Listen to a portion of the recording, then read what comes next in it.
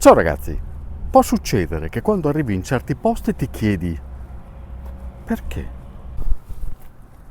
Perché? Perché?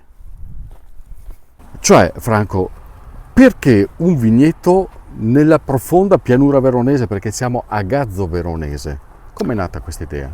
A Gazzo Veronese è nata dalla passione che ci lega Riccardo ed io per il vino.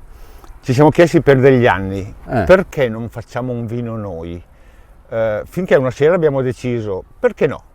Quindi perché no è il vero motivo ispiratore. Il motivo ispiratore è questo, dopodiché volevamo anche fare un vino che ci piacesse e abbiamo scelto questa tipologia. Questa è la gente che piace a me, poche parole, concretezza e si parte. E che vitigno è questo, Riccardo? Questo è un Pinot Grigio in purezza, quindi non lo tagliamo con nessun'altra uva, è un vino fatto solo con Pinot Grigio.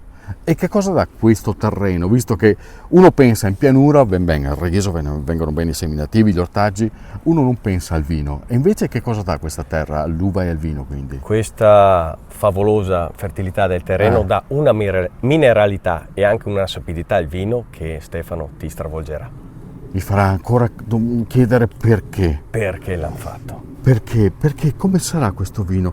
Quindi Franco, perché non apri le bottiglie? Perché non assaggiamo fosfacciato? Però dai caro su! E dovete sapere che dentro questi vini c'è tutta la famiglia.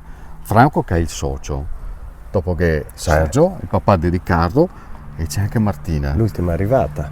E c'è un motivo perché questi vini hanno dei nomi particolari, vero Riccardo? Certo Stefano, abbiamo pensato di dare il nome ad ogni bottiglia ai miei 3 figli. Siamo partiti con Perché Gioia, che è stato il primo prodotto, un Perché Cesare, un affinamento in Magnum, quindi a volume doppio, quindi un affinamento molto più diverso, molto più elaborato. E poi abbiamo pensato, visto che il Pinot Grigio è una bacca nera, è un'uva nera vinificata in bianco, con un piccolo appassimento a contatto di un paio d'ore, a contatto con le bucce, è uscito Perché Martina, quindi un rosato che poi ti farò assaggiare.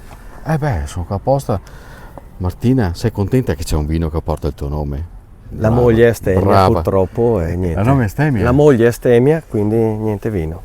Risolveremo questo problema, insomma, vuol dire che Ci ne penseremo altri, vero? Avremo da pensarci in futuro. Ragazzi, cin cin. Salute. Sì. Questa è la storia del perché, un vino che al naso ha il suo perché e potete scoprirlo anche voi a Risosteria 2025, Isola della Scala, da giovedì 24 aprile a domenica 27. E chiedetevi anche voi perché. Perché non devo assaggiare questo vino? Perché non la troverete una risposta, bisogna cercarla assaggiando. Cin cin ragazzi. Salute. Cin cin.